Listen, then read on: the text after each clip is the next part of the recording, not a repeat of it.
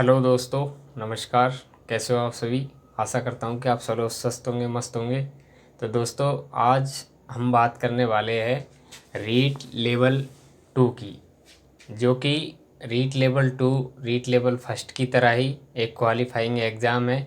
और उसका क्या पैटर्न है, क्या रीट लेवल 2 का सिलेबस चेंज होगा, क्या पाठ्यक्रम है, किस प्रकार से आसानी से रीट पास कर सकते हैं, और जो भी बिंदु है महत्वपूर्ण रीट लेवल 2 से संबंधित, तो उन सब के बारे में आज हम डिस्कस करेंगे।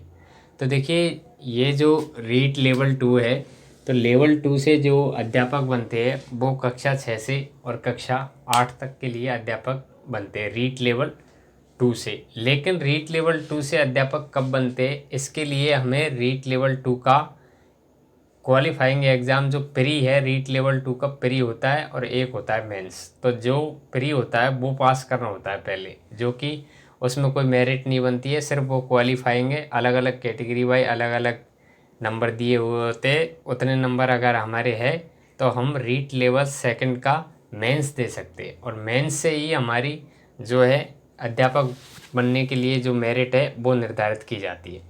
तो अध्यापक बनने के लिए जब हम मेंस देंगे, तो मेंस तो हम जब देंगे जब हम प्री को पास करेंगे। तो प्री को पास करने के लिए क्या परीक्षा पैटर्न है रीट लेवल 2 का, प्री का, और किस प्रकार से सारी चीज़ें हैं, उन सब के बारे में हम डिस्कस करेंगे।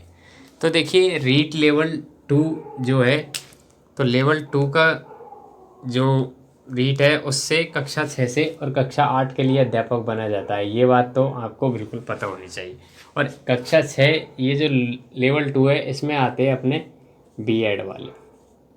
बीएड वाले जो स्टूडेंट हैं वो आते हैं रीट लेवल 2 में, और बीएसटीसी वाले अपने आते हैं रीट लेवल फर्स्ट के अंतर्गत। तो रीट लेवल 2 की जो ये प्री एग्ज़ाम है, जो पात्रता परीक्षा है, इसका क्या पैटर्न है, किस प्रकार से बातें हैं, उनको देखते हैं। तो देखिए, सबसे पहले तो रीट लेवल 2 जो पात्रता परीक्षा है, इसमें किसी प्रकार की कोई नेगेटिव मार्किंग नहीं है। नेगेटिव मार्किंग नहीं है, और इसका ये फ़ायदा है कि इसमें किसी प्रकार की मतलब आपको डरने घबराने की ज़रूरत नहीं है। आराम से आपको अच्छे से सारे के सारे क्वेश्चन करने हैं और ये प्री एग्ज़ाम जो है पास करनी है। ये जो है ओनली क्वालिफाइंग है, इसमें किसी प्रकार की कोई मेरिट नहीं बनती, किसी प्रकार की कोई आपको ये नहीं है कि मुझे इतना परसेंट लाना ही है, ज़्यादा लाने की उसमें कोई दिक्कत नहीं है। ज़्यादा लाओगे तो भी आप उतना ही मेंस दोगे, और कम लाओगे जो भी क्वालिफाइंग नंबर है वो लाओगे फिर भी आप मेंस दोगे। ऐसा नहीं है कि आप 150 में से रीट जो लेवल 2 की जो प्री है उसमें से आप 150 में से 150 ले आए तो आपको डायरेक्ट अध्यापक बना दिया जाएगा। ऐसा बिल्कुल भी नहीं है। ये सिर्फ क्वालिफाइंग एग्ज़ाम है, जो कि आपको सिर्फ अपनी अपनी कैटेगरी में जितना नंबर दिया हुआ है उस तक पहुंचने के लिए है, जो ये की जाती है। इसके बाद मेंस लगती है, उससे अगर आप उसमें जितना बेहतर करोगे तो उतना आपके लिए अच्छा है, उससे बनती है मेरिट। दूसरे रीट लेवल 2 का जो मेंस है उससे बनती है। तो देखिए, कुछ महत्वपूर्ण बिंदु है, जैसे कि परीक्षा पैटर्न। पहले अगर हम बिंदु की बात करें रीट लेवल 2 से संबंधित, तो परीक्षा पैटर्न क्या रहने वाला है। तो देखिए, परीक्षा पैटर्न जो है उसमें किसी प्रकार का कोई बदलाव नहीं होगा। जिस प्रकार से पहले जो रीट लगती थी उसी प्रकार से पूरा का पूरा परीक्षा पैटर्न वो ही रहने वाला है। इसमें किसी प्रकार का कोई चेंज नहीं होगा। तो क्या था परीक्षा पैटर्न पिछला, उसके बारे में हम देखते हैं। तो देखिए, पिछला जो परीक्षा पैटर्न था उसके अंतर्गत अपने बाल विकास एवं शिक्षण विद्या थी। कितने अंक की? 30 अंक की बाल विकास एवं शिक्षण विद्या थी। 30 अंक के जो है 30 क्वेश्चन आते थे। 30 अंक के 30 क्वेश्चन आते थे, किसके? बाल विकास एवं शिक्षण विद्या से संबंधित जो अपना 30 क्वेश्चन 30 नंबर का। उसके बाद अपने आता है भाषा फर्स्ट। भाषा फर्स्ट, इसमें बहुत सारी भाषाएं दी हुई होती है। हिंदी, अंग्रेजी, संस्कृत, सिंधी, पंजाबी, उर्दू, जैसे भी आपको कोई भी भाषा आप लेना चाहो वो आप ले सकते हो। उससे संबंधित आपको क्वेश्चन पूछे जाएंगे। कितने? 30 क्वेश्चन। कितने नंबर के? 30 नंबर के। इसी के साथ है भाषा सेकंड। अब देखिए, जब आप भाषा फर्स्ट में जिस सब्जेक्ट का चयन कर चुके हो उसमें आप भाषा सेकंड में जो आप चयन नहीं कर सकते उस सब्जेक्ट का। जिस प्रकार से कि आपने भाषा फर्स्ट में हिंदी ली, तो आप भाषा सेकंड में हिंदी नहीं ले सकते। इसमें आप इंग्लिश ले सकते हो, संस्कृत ले सकते हो, पंजाबी ले सकते हो, सिंधी ले सकते हो, उर्दू ले सकते हो, कोई और जो भी भाषा लेना चाहो आप वो ले सकते हो। लेकिन आप सेम भाषा दोनों लेवलों में नहीं ले सकते, इस बात को आप विशेष रूप से ध्यान रखें। इसके अलावा बात आती है कि इसके अलावा क्या पूछा जाता है, तो जो भी आर्ट्स के स्टूडेंट हैं उनके लिए तो अपना सामाजिक विज्ञान पूछा जाता है। कितने नंबर का?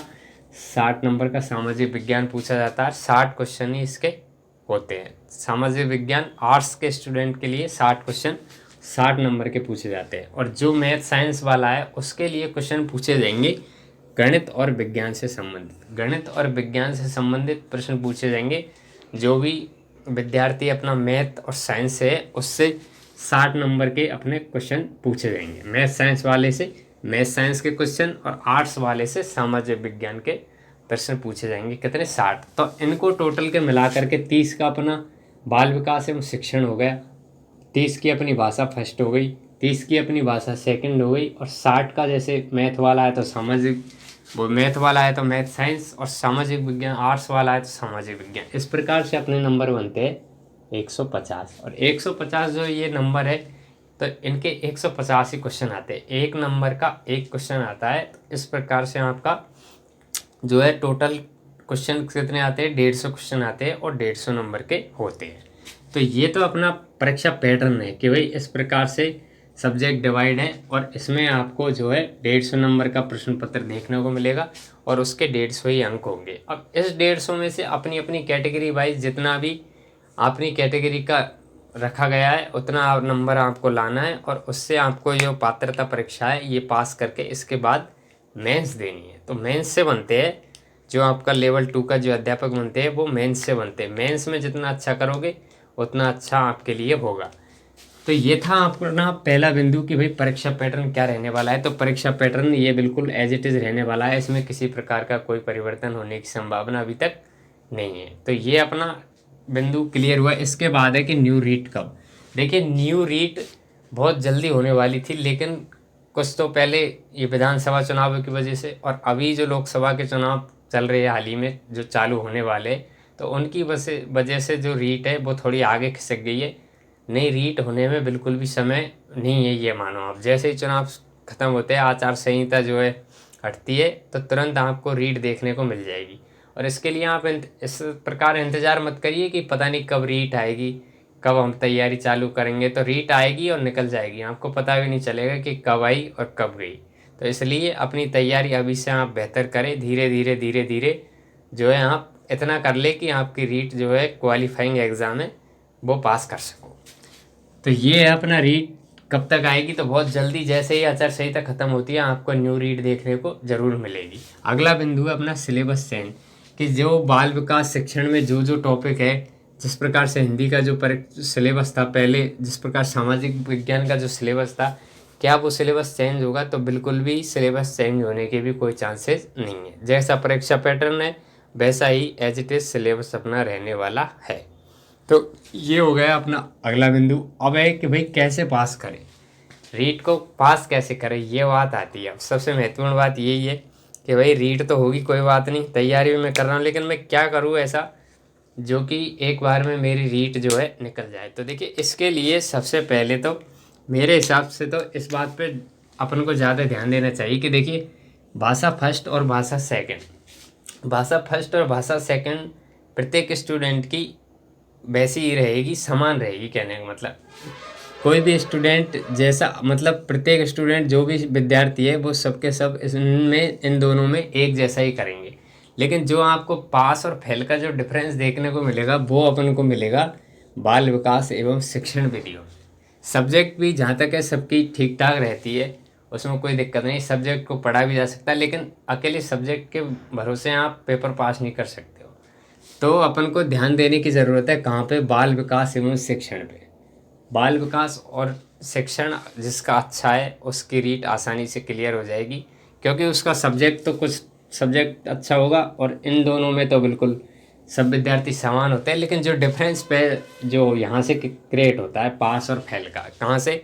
बाल विकास एवं शिक्षण विधियों से। तो पार्ट ये तो है नहीं कि कोई दवा हो रीट जो अपने प्री पास करने की, दवा यहाँ पे नहीं है और दवा शायद कहीं पे भी नहीं मिलेगी।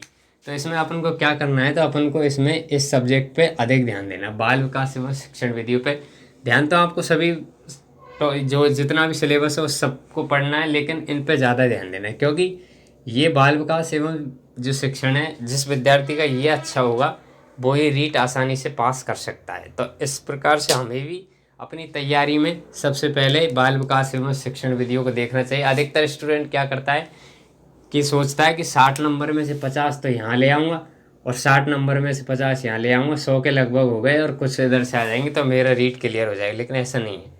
और वो क्या करता है, इसको स्किप कर देता है बाल विकास एवं शिक्षण विधियों।